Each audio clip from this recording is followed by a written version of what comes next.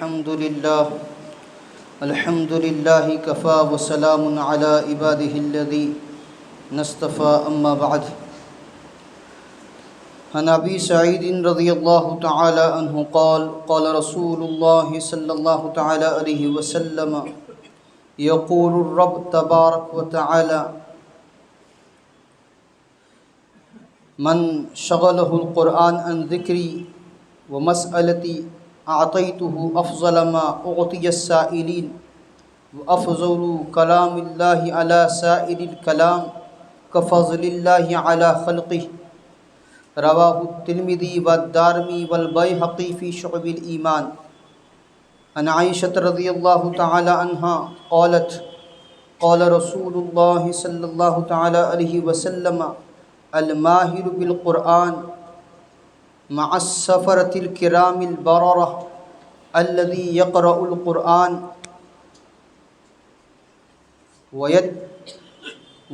ويتتعتع فيه وهو عليه شاق له أجران.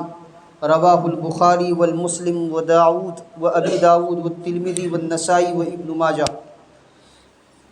او كما قال علیہ الصلاۃ والسلام اللهم صل على سيدنا محمد وعلى آل سيدنا محمد بارك وسلم. اللهم صل على سيدنا محمد وعلى آل سيدنا محمد بارك وسلم. اللهم صل على سيدنا محمد وعلى آل سيدنا محمد بارك وسلم. معزز سامعین کرام ملت اسلامیہ کے عزیز نوجوانوں، بزرگان ملت،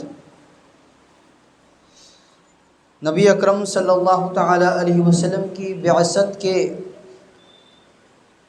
جو مقاصد ہیں، ان مقاصد میں ایک مقصد جو اللہ تبارک و تعالیٰ نے قرآن عظیم الشان میں ذکر فرمایا ہے کہ ہم نے تم پر احسان کیا کہ رسول اللہ صلی اللہ تعالی علیہ وسلم کو تمہارے بیچ بھیجا تاکہ وہ اللہ کی آیتیں تم کو پڑھ پڑھ کر سنائیں. تو قرآن کریم کی تلاوت بعثت نبوی کی وجوہات میں سے ایک وجہ ہے. بعثت اللہ کے نبی صلی اللہ تعالی علیہ وسلم کی جن وجوہ سے ہوئی اس میں سے ایک وجہ ہے.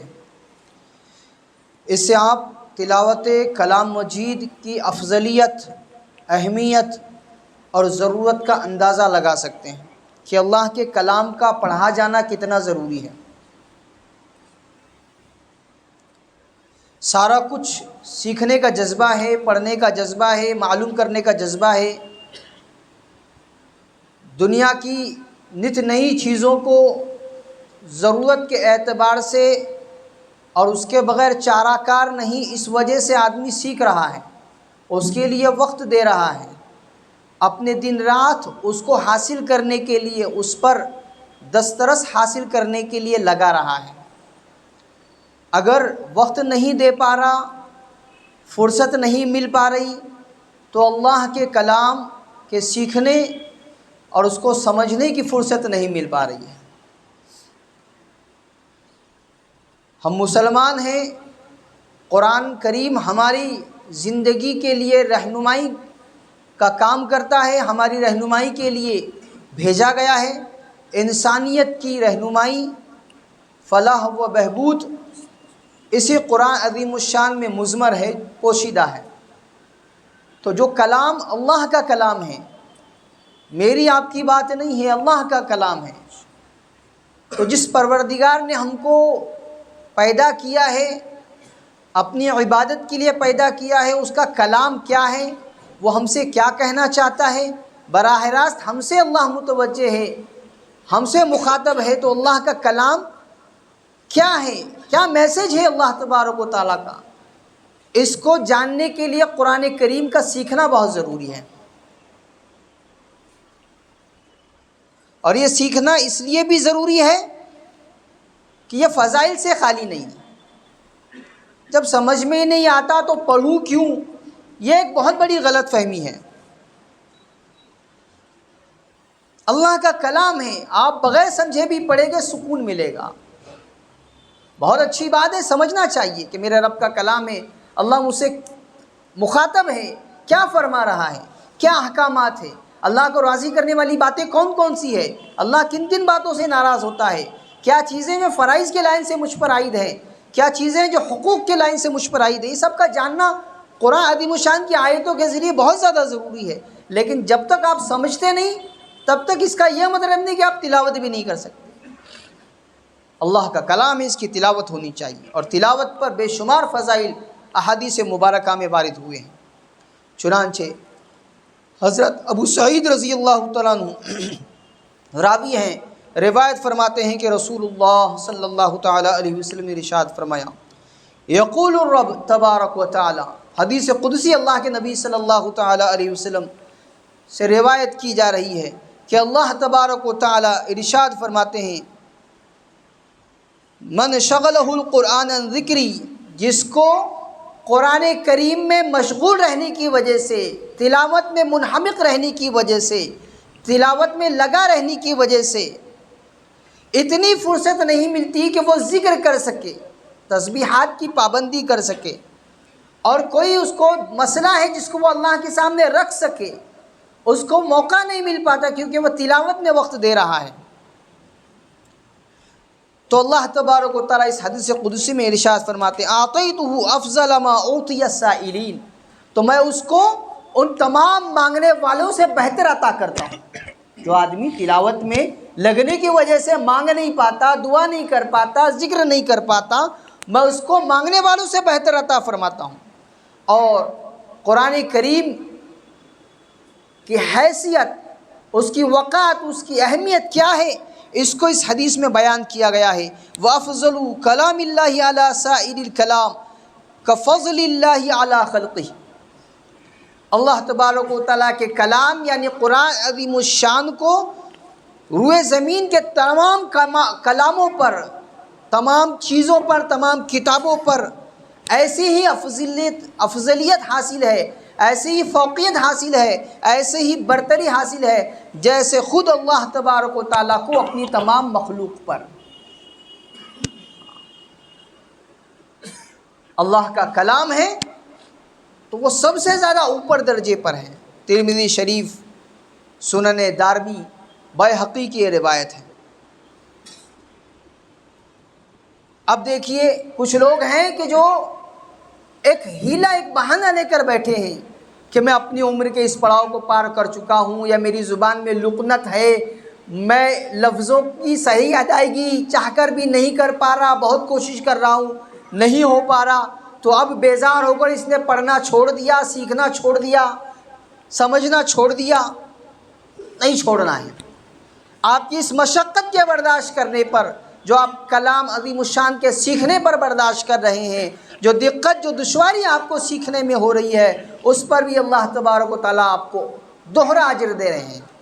حضرت عائشہ رضی اللہ تعالیٰ عنہ کی روایت ہے، روایت فرماتی ہے، قال رسول اللہ صلی اللہ تعالیٰ علیہ وسلم، اللہ کے رسول صلی اللہ تعالیٰ علیہ وسلم نے ارشاد فرمایا، الماہر بالقرآن مع السفرۃ الکرام البررہ، ماہر قاری کہ جس کو یاد بھی اچھا ہو، پڑھتا بھی اچھا ہو، یہ لوح محفوظ سے نقل کرنے والے ملائکہ جیسا، فرشتوں جیسا ہے۔ فرشتوں جیسا مرتبہ اس کو مل رہا ہے قرآن کریم کی تلاوت کرنے والے کو، صحیح اچھے انداز میں تلاوت کرنے والے کو۔ والذی یقرأ القرآن ویتتعتع فیہ وہو علیہ شاق فلہ اجران، لیکن جو بندہ قرآن کریم کی تلاوت کر رہا ہے، قرآن کریم کو پڑھ رہا ہے اور وہ اٹک رہا ہے، اور وہ اس پر شاق ہو رہا ہے، گرا گزر رہا ہے، بھاری ہو رہا ہے، تکلیف محسوس کر رہا ہے سیکھنے میں، پڑھنے میں، تلاوت کرنے میں، اس کے باوجود وہ لگا ہوا ہے، وہ تلاوت کر رہا ہے، چھوڑ نہیں رہا، پیچھے نہیں ہٹ رہا، فرمایا لہو اجران، اللہ تبارک و تعالیٰ اس کو 2 اجر عطا فرمائیں۔ پہلا اجر یہ جو مشقت برداشت کر رہا ہے اس پر، اور دوسرا قرآن کریم کی تلاوت کرنے پر۔ بخاری شریف، مسلم شریف، ابو داؤد شریف، ترمذی شریف، نسائی شریف، ابن ماجہ شریف کی روایت، ان تمام کتب احادیث میں یہ روایت لکھی ہوئی ہے۔ تو اس لیے جہاں تک اور جتنا ممکن ہو کوشش کرنی چاہیے سیکھنے کی. کسی بھی حال اپنے آپ کو قرآن کی تلاوت سے فارغ نہیں کرنا ہے کہ اب نہیں ہو پا رہا، میں نہیں کرتا ہوں، نہیں سیکھتا ہوں. نہیں، سیکھتے رہنا ہے. یہ سیکھتے رہنے پر حاصل ہو جائے گا انشاءاللہ. نہ بھی ہو پایا تو آپ سیکھنے والوں میں شمار ہوں گے، دوہرے اجر کے مستحق ہوں گے. حضرت ابو امامہ باہلی رضی اللہ تعالیٰ عنہ کی روایت ہے، فرماتے ہیں کہ رسول اللہ صلی اللہ تعالیٰ علیہ وسلم کو میں نے یہ ارشاد فرماتے ہوئے سنا. یقول، آپ صلی اللہ تعالیٰ علیہ وسلم ارشاد فرما رہے تھے، اقرؤوا القرآن فإنہ یاتی یوم القیامۃ شفیعا لاصحابہ. مسلم شریف حدیث نمبر 804 نمبر کی روایت ہے. قرآن کریم کی تلاوت کیا کرو، اس کو پڑھا کرو، اس لیے کہ قرآن اپنے ساتھیوں کے لیے، تلاوت کرنے والوں کے لیے قیامت کے دن سفارشی بنے گا، یا آپ کے حق میں شفاعت کرے گا، اللہ کے پاس درخواست کرے گا کہ یہ میری تلاوت کیا کرتا تھا، یہ مجھے پڑھا کرتا تھا، میں آپ کا کلام ہوں، میری سفارش کو قبول کیجئے، اس کی خطاؤں کو معاف کر کے اسے جنت میں داخل کیجئے. ہاں، تو خود قرآن اللہ کا کلام ہمارے لیے سفارشی بنے، اس سے بڑی بات ہمارے لیے کیا ہوگی. اور یہ حاصل ہوگا جب ہم اپنے آپ کو لگا کے رکھیں گے قرآن کی تلاوت سے. تو کبھی بھی اپنے آپ کو فارغ نہیں کرنا تلاوت سے، تلاوت کرتے رہنی ہے. بہت سارے فضائل ہیں.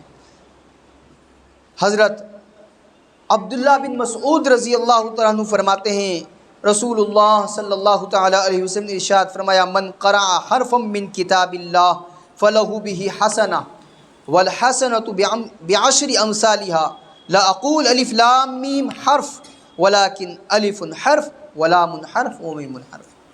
ترمذی شریف کی روایت ہے.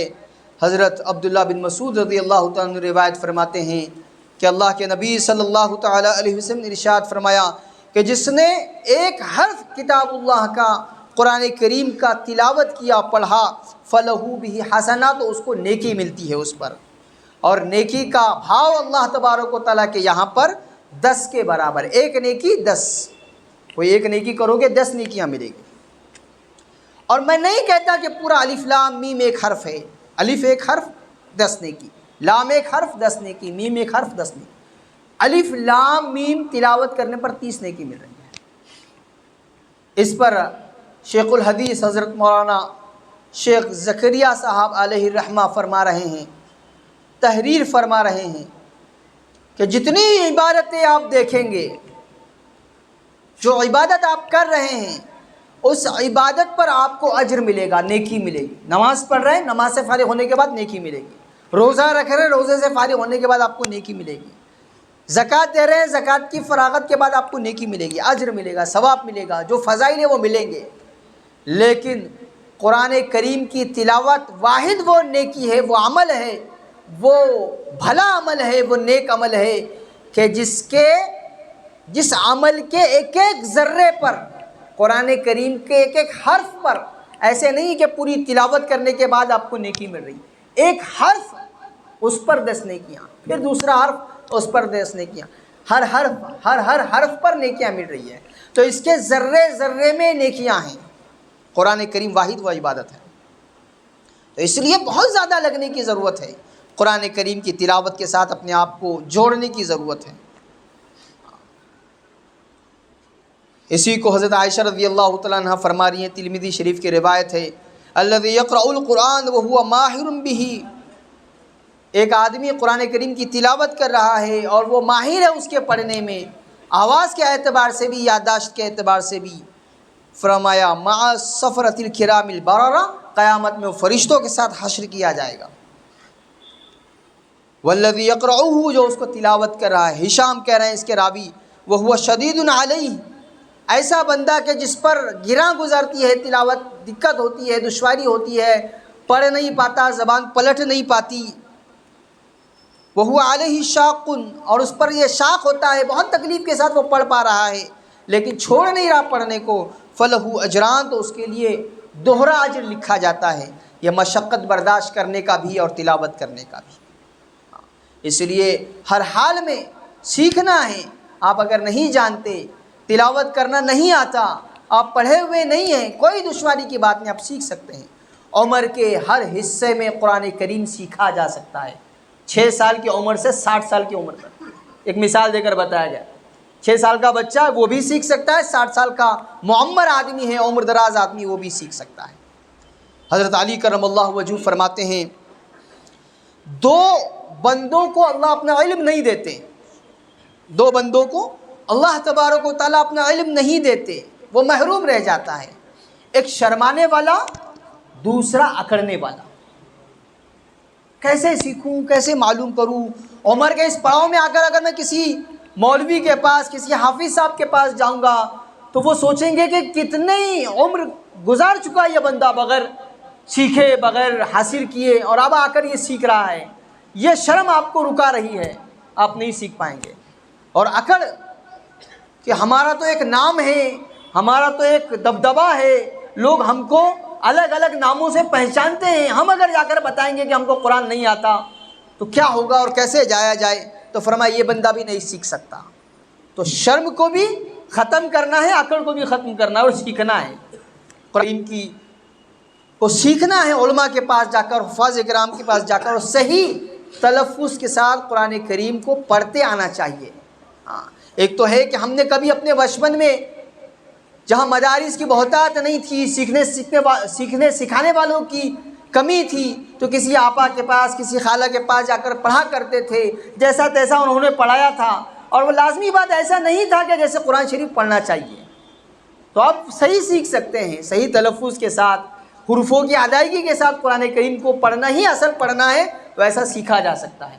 تو جو حضرات نہیں سیکھے ہوئے ہیں یا جن کو نہیں آتا ہے، وہ اپنے علاقے کے علماء اکرام، حفاظ اکرام سے رجوع کریں، ان کی منت خوشامد کر کے قرآن کریم کو سیکھیں۔ اور یہ جو قریب آنے والے دن ہیں، 10 روز بچے ہیں، قرآن کریم کی نزول والا مہینہ آ رہا ہے، کثرت سے اس میں تلاوت کا اپنے آپ کو عادی بنانا ہے، اور اگر نہیں آتا ہے تو اس مہینے کو اور بقیہ یہ دنوں کو اور پورے سال کو غنیمت جان کر سیکھنے کی فکر کرنی ہے۔ اللہ تبارک و تعالیٰ مجھے بھی، آپ کو، ساری امت اسلامیہ کو قرآن کریم کی تلاوت کی توفیق عطا فرمائے، اس کی اہمیت کو، عظمت کو، افضلیت کو سمجھنے کی اللہ توفیق عطا فرمائے۔ وآخر دعوانا ان الحمد للہ رب العالمین، والصلاة والسلام علی سید الانبیاء والمرسلین صلی اللہ تعالی علیہ وسلم۔